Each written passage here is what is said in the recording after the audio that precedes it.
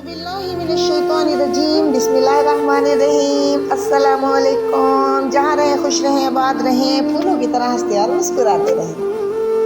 अपने प्रोग्राम में जिसका नाम है दिल की बात सफ़ा के साथ, आज जुम्मा मुबारक है, रहमतों बरकतों और नूर का दिन। आइए अपने आप को पाकीज़ा करें, नहाएं, पाक लिबास पहने, खुशबुएं लगाएं और अदब और खुशू के साथ मस्जिद में जाएं। नमाज जुमा दिल से अदा करें और अपनी दुआओं में पूरी उम्मत मुस्लिमा को याद करें। आज प्रोग्राम में जिस बात के लिए हम इजहार ख्याल करने वाले हैं मिलकर, वो बात है कि क्या आपने कभी ये सोचा कि किसी को माफ़ करना आसान है या मुश्किल?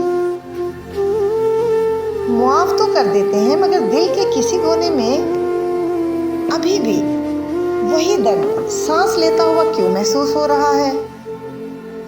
कभी कभी जब हम कहते हैं कि मैं बिल्कुल ठीक हूँ, लेकिन दरअसल अंदर से दिल बोझ क्यों महसूस करता है? इसी सवाल के जवाब को ढूंढने की कोशिश करते हैं। देखिए, जब हम किसी को माफ़ करते हैं ना, तो उसने हमारा दिल जख्मी किया हुआ होता है और हम कह देते हैं कि जाओ, मैंने आपको माफ़ किया। माफ़ तो कर देते हैं, लेकिन भूल नहीं सकते। माफ़ी है क्या? भूल जाना।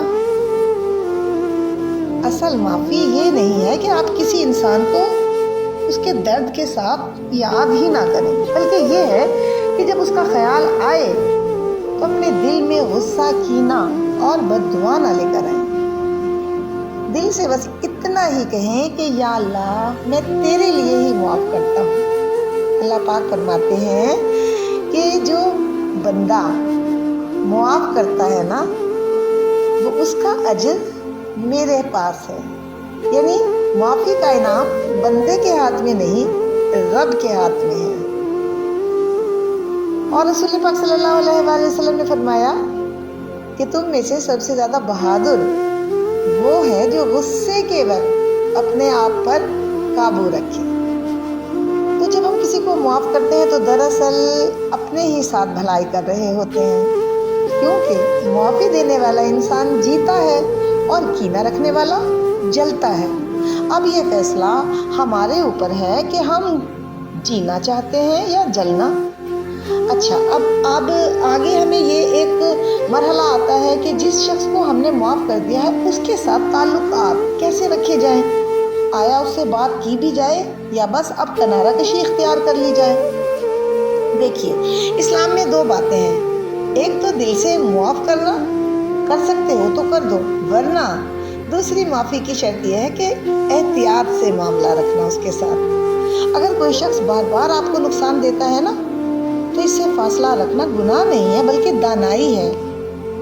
लेकिन नफरत नहीं रखनी, दुआ में इसका जिक्र बुरे लफ्ज़ों में नहीं करना, सलाम का जवाब ज़रूर देना है, लेकिन दिल को फिर से ज़ख्मी नहीं होने देना।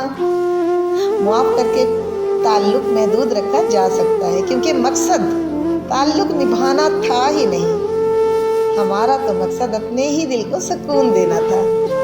आखिर में दुआ है, या अल्लाह, मैंने तेरे लिए माफ़ किया और मेरे दिल को तू ही सुकून देना।